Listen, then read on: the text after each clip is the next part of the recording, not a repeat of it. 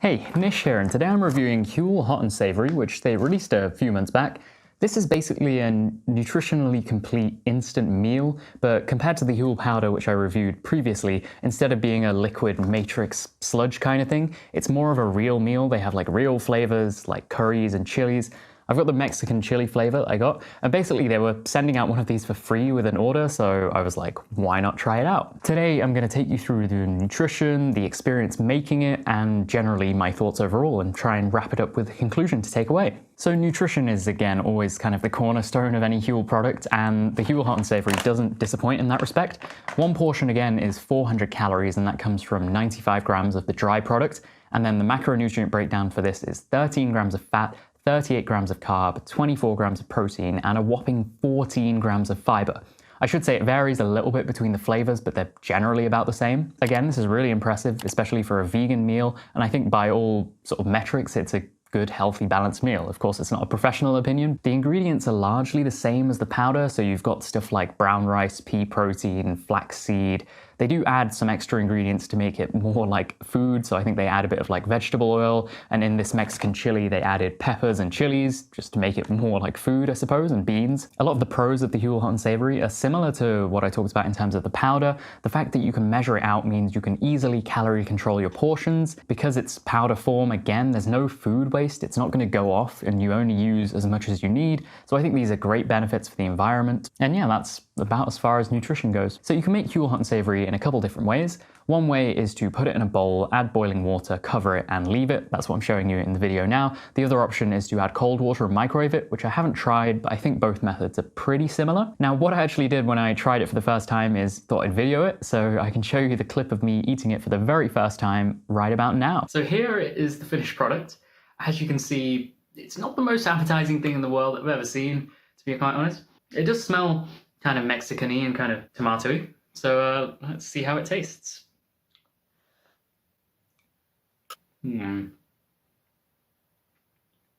well, the flavor isn't bad. They've clearly put quite a lot of like different spices and stuff, and it's got a reasonable kick, a nice kind of chili flavor. Texture, I'm not so sold on. They've kind of got these, I guess, puffed up rice-esque type things going on. Kind of hard to see, but they're quite soft and spongy. Right, so as you can see, I wasn't super impressed. I don't know. On one hand, I think it's super impressive what they've done, particularly in the way the spices are in there. The flavor is really good and really authentic, and I think that's really impressive. Obviously, the texture is the place where it's never gonna be like a proper meal, I guess. It's unfair for me to judge it for not being like a proper meal, but then on the other hand, I kind of have to use that as the benchmark.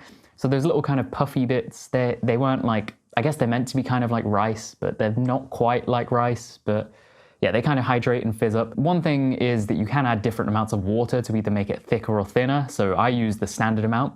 Maybe I'd prefer it if I used a little bit less water. I've also heard apparently you can leave it to stand for a little bit longer and that changes the texture. So maybe a little bit more experimentation could be due, but I think overall it's just, yeah, it's not quite reaching that level of being a proper meal. But moving on, one of the cons with this product is going to be the cost, and it comes at about £2.30 per meal, which is more than the powder, which was about £1.30, £1.40. So yeah, obviously it is more expensive because a lot more maybe research and formulation goes into making it. I'm not like arguing against that, but it just starts to creep up. And I think when you compare it to something like batch cooking, which I'm quite a fan of, if I was batch cooking a chili and rice or something, I could definitely make a meal for much less than £2.30 per portion. Obviously that would take more time, but you know, that's time I have to make like 6-7 portions at once. So yeah, that's been a pretty quick review, but I guess I can try and weigh up like what my thoughts on this are. I think it's really tasty, and I think it's really impressive what they've done. But for me personally, I'm not so time stretched in my life that I need a meal that can be prepared this quickly, like a proper meal.